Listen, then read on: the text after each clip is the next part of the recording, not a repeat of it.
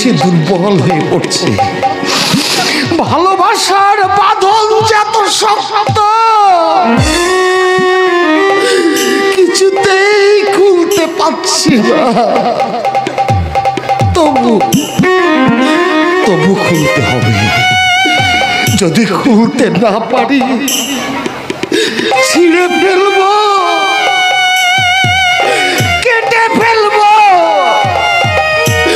এই মায়ার বাঁধন যে কাটাতে হবে, কাটাতে হবে।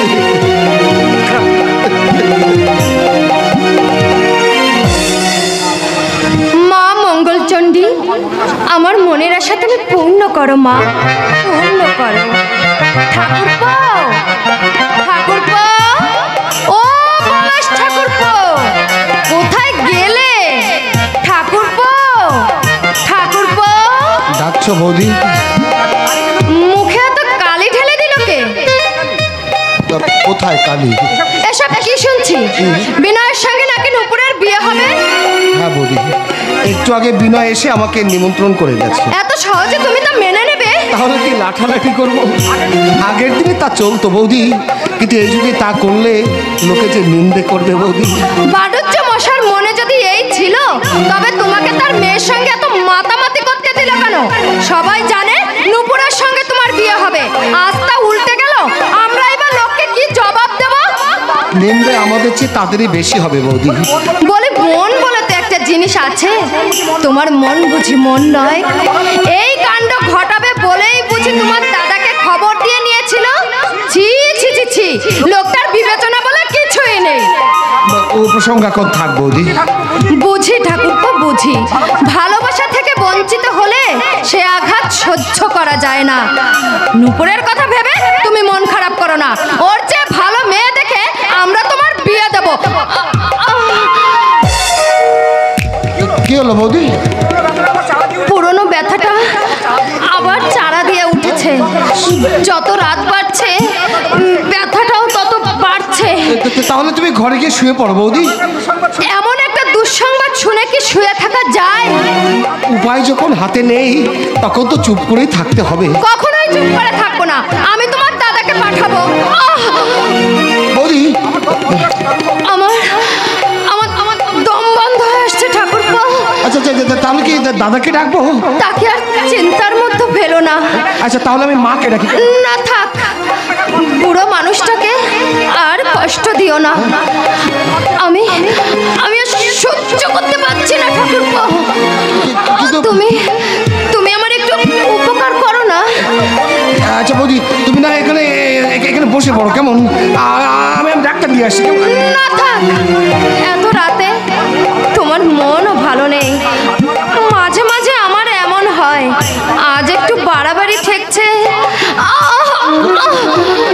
বুকটায় যেন কে পাষাণ চাপিয়ে দিয়েছে।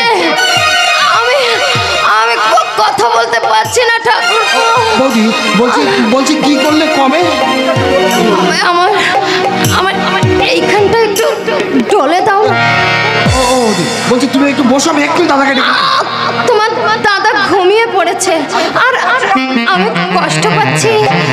তুমি সংকোচ বোধ করছো বৌদি? দাও না ঠাকুরপো, এইখানটা একটু ডলে দাও না, দাও না ঠাকুর। বলছি কি আমার কাঁধে ভর দিয়ে তুমি ঘরে যেতে পারবে না? না না, আমি পারবো না, আমি পারবো না। আমাকে ছেড়ে দাও, আমাকে ছেড়ে দাও, আমি পারবো না, আমাকে ছেড়ে দাও। তুমি এসেছো? দেখো না বৌদি। ঠাকুরপো, ওই পাপ মুখে আমাকে আর বৌদি বলে দেখো না। পাপ মুখ? তার মানে এই তোর সাধু সারবার জন্য আমার মানে জিজ্ঞাসা করছে। দাদা তুমি আমাকে ইতর বললে, কিন্তু কি অন্যায় আমি করেছি? দোষ থাকার চেষ্টা করে ফল ভালো হবে না ঠাকুরপো। আমাকে ঘিরে তোমার কুমতলবের কথা আমি সব তোমার দাদাকে বলে দিয়েছি। কুমতলব? তোমাকে ঘিরে আমার? হ্যাঁ তোমার। তুমি তুমি তুমি তাহলে অসুস্থ নও, এ তোমার ছলনা। ছলনা? কার ছলনা? আমি নিজের চোখে কিছু তা বিশ্বাস করতে পারছি না। তুই না আমার ভাই, তোর মা তুই সম বউদের দিকে তুই লালসার হাত বাড়ছে, এত নিচে নেমে গেছিস তুই। দাদা তো ও কথা তুমি আর বলো না দাদা, ও কথা তুমি আর বলো না, তাহলে হয়তো এই পৃথিবীটা ফেটে চৌচির হয়ে যাবে, ওই আকাশটা ভেঙে মাথায় পড়বে। ও দাদা, তোমার ভাই পলাশ এত বড় পাপ করতে পারে, এটা তুমি কি করে বিশ্বাস করলে? বিশ্বাস? আমি নিজের চোখে যা দেখেছি তবু আমি বিশ্বাস করব না। এই পশু, এত পশু প্রবৃত্তির তাড়নায় তুই এতটা নিচে নেমে গেছিস যে মাতৃসম বউদের দিকে। ও এই তো শিক্ষা। এই তুই আমার ভাই। দাদা, আমার দিকে একটি বার ভালো করে তাকিয়ে দেখো তো, এই মুখে কোথাও তুমি পাপের চিহ্ন খুঁজে পাও কিনা? বৌদি, ও বৌদি, তুমি দাদার পায়ে হাত দিয়ে সত্যি করে বলো তো, সত্যি কি আমি পাপী? ভুলেও কি আমি কোনোদিন তোমার দিকে পাপ চোখে তাকিয়েছি? যা হবার হয়ে গেছে, ভবিষ্যতে ভালো হবার চেষ্টা করো। তোর যে পরিচয় আজ আমি পেলাম, তাহলে কুন্তলিকাকে নিয়ে এই বাড়ি ছেড়ে আমি এই মুহূর্তে চলে যাচ্ছি। কি হয়েছে? কি হয়েছে তার গুণধর ছেলের কাছে জিজ্ঞাসা করে দেখো মা। এসব জঘন্য কথা আপনার না শোনাই ভালো মা। নিশ্চয়ই শুনতে হবে। এমন কি ঘটলো যার জন্য তুই বাড়ি ছেড়ে চলে যেতে চাইছিস? মা, কেন চাইছি তা তুমি শুনবে। কুন্তলিকা ঘরের মধ্যে একা পেয়ে পলাশ। চুপ করো দাদা, চুপ করো। তোমার বিচারে যদি আমি সত্যি অপরাধী হয়ে থাকি, আমার মাথায় তুমি লাথি মারো দাদা। আমাকে মারতে মারতে আমার চামড়া ফাটিয়ে দেহের সমস্ত রক্ত তুমি বের করে না। ও দাদা, তোমার মায়ের সামনে তুমি ওই পাপ কথা উচ্চারণ করো না দাদা। কেন করবে না?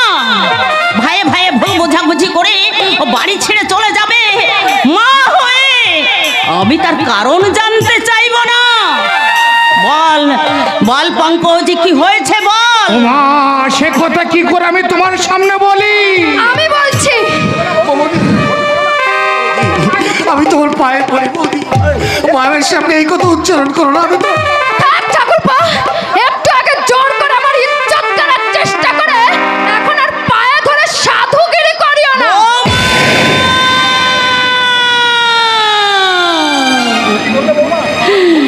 কি বললে? কি বললে বৌমা? আমি ভুল শুনিনি তো? না, ভুল নয়, আমি নিজের চোখে সব কিছু দেখেছি। আমি বিশ্বাস করি না। আমার ছোটটা কিছুতেই যেতে পারে না। ও মা, মা গো, তুমিও বিশ্বাস করলে মা? তোর দাদাও কি মিথ্যা বলছে? আগে যদি আমি জানতাম বড় হয়ে তুই এত বড় জানোয়ার হবি, তাহলে আতুড়ে তোকে আমি নুন খাইয়ে মেরে ফেলতাম। বল জানোয়ার, এই জন্যই কি তোকে আমি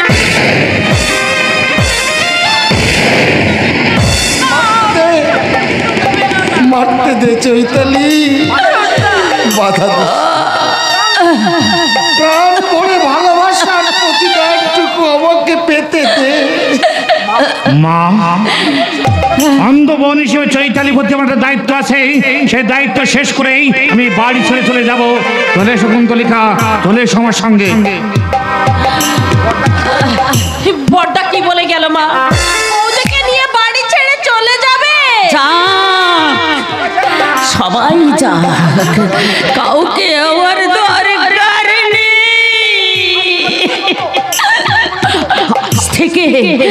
আজ থেকে আমি মনে করব আমি বন্ধা, আমার কোনো সাথ ও মা, তুমি বিশ্বাস করো? বিশ্বাস তুই রাখিস তোর জন্য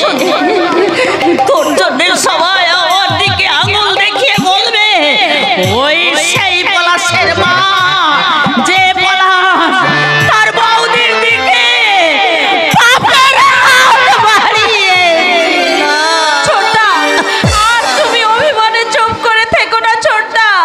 কি হয়েছে সত্যি করে খুলে বলো। কিচ্ছু হয়নি চৈতালি, ছোট্টা, কিচ্ছু হয়নি রে।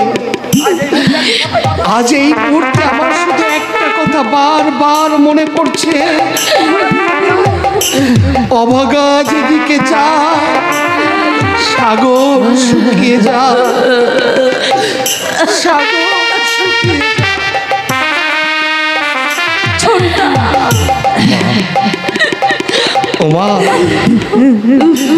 এই পৃথিবীর সবাই আমাকে অবিশ্বাস করলেও তুমি তো আমার মা। ওই গর্ভে ধারণ করে তুমি তো আমাকে এই পৃথিবীর আলো দেখিয়েছ। তোমার সঙ্গে তোমার নারীর সম্পর্ক। ওমা, তুমি কি করে ভাবলে যে তোমার কলা এত নিজ কাজ করতে পারে? তোমার আদর্শের মৃত্যু ঘটাবার আগে আমার যেন মৃত্যু হয়, আমার যেন মৃত্যু হয়।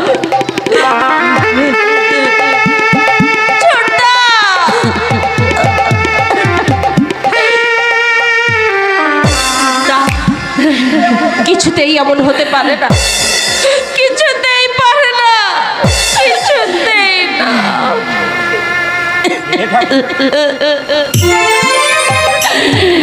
হে ঠাকুর, তোমার কাছে চেয়েছিলাম একটি ফুটান্ত সত্তা, আর তুমি এনে দিলে গভীর রাত্রি।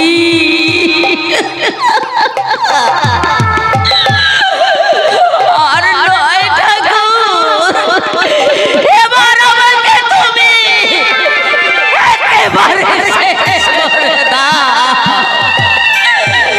একেবারে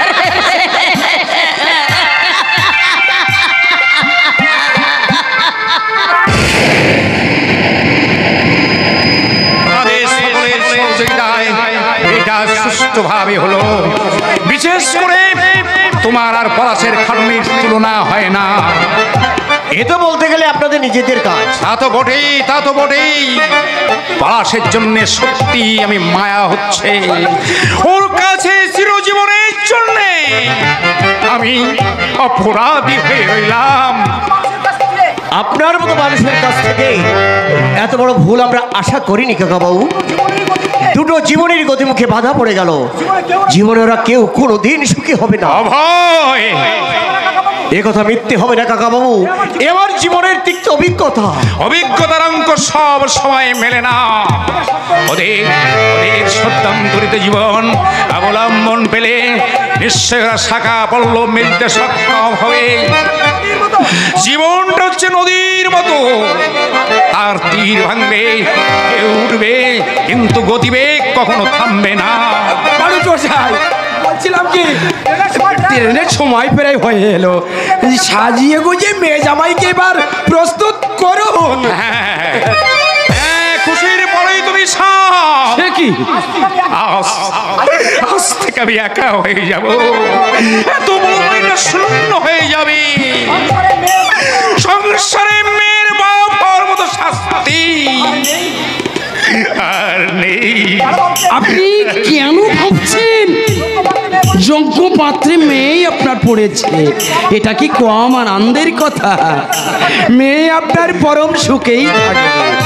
ওই নচ্ছার উন্মুখ বাদরমুখ পলাশের হাতে নুপুর মাকে দিলে ওর অপরাধ যা হতো সেটার বলে লাভ নেই। নুপুর মার দুর্গতির অন্ত থাকতো না। আনন্দে আনন্দে তো আমার নাচতে ইচ্ছে করছে।